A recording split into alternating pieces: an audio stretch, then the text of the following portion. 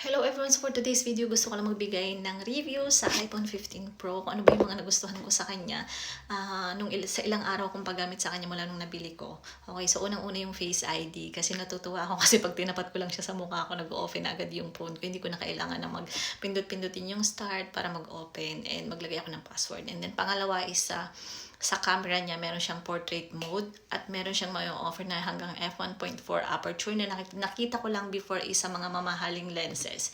And then pangatlo is dun sa video, meron siyang cinematic mode and stabilization. So yung stabilization na kahit na nasa loob ka ng sasakyan, pag nagbi-video ka, is talagang hindi mo makikita na nagsishake masyado yung video. So yun yung mga nagustuhan ko sa kanya, and I think worth it naman kung ikaw ay mahilig sa photography, bumili ka nito at talaga namang hindi mo na kailangan magdala ng mga mabibigat na gadget and lenses para lang makakuha ng magandang